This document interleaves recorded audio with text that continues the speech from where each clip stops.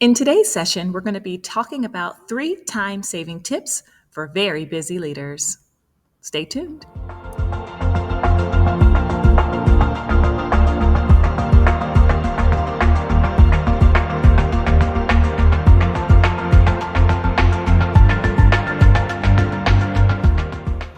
Okay, busy school leaders, this session is just for you. It's really hard to quantify just how busy all of us are on a daily basis, but just think about it.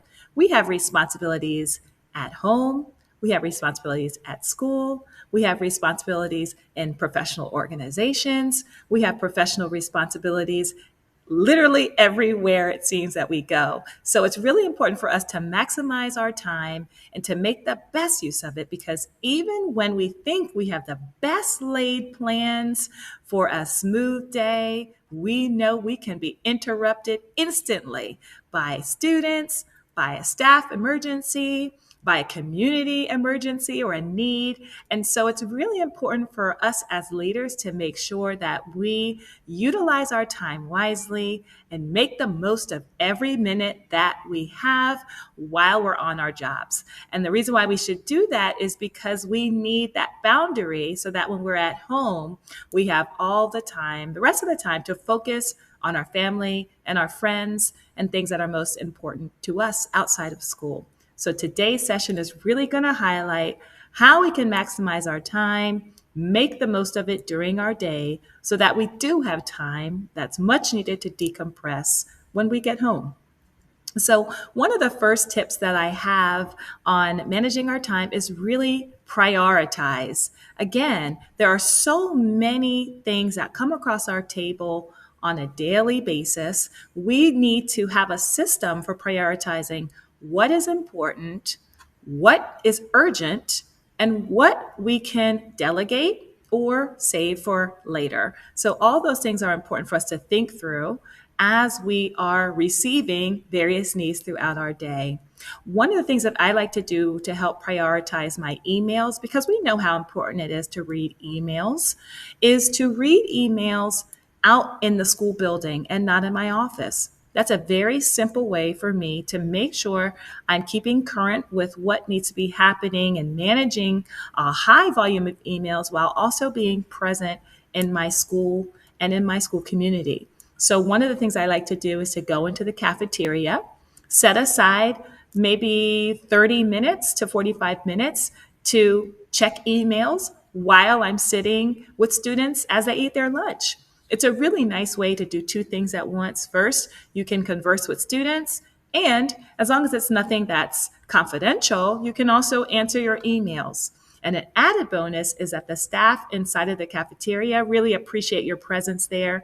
The students' behavior is likely to improve simply because you are in their space. So I count that as a win-win when you can read emails and be an effective leader at the same time. So that's one strategy, is that I read my emails while I'm with students sometimes.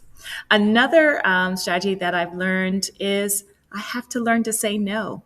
That is really hard for someone like me with my personality. Probably like you might be a people pleaser, or we like to bite off more than we can chew at times because we're overachievers. But what I have learned over time is we really need to start saying no. And oftentimes, a gauge I use is if my plate is becoming more and more full, and I'm not able to get to the things that I really love to do, which is spending time with my students and seeing my staff, then I know I have to say no. And there's many polite ways to say no. You can be honest in saying, I really would love to take that on, but right now I just don't have the time. You can also say, I can't do it, but I might recommend someone else who might be able to do that with their permission. And so that's another way. Or you could ask a teacher leader in your building who's really passionate about a specific cause to take on some of that work. That helps to build their capacity, and it also gives you an opportunity to breathe. So learn to say no. And my last strategy, I would say, is to create and utilize our tools, our technology tools that we already have.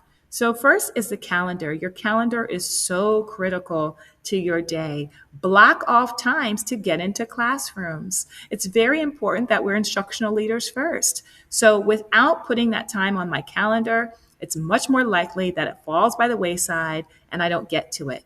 But if I'm intentional about planning when I'm going to be walking through a department or a team, I'm much more likely to get that done.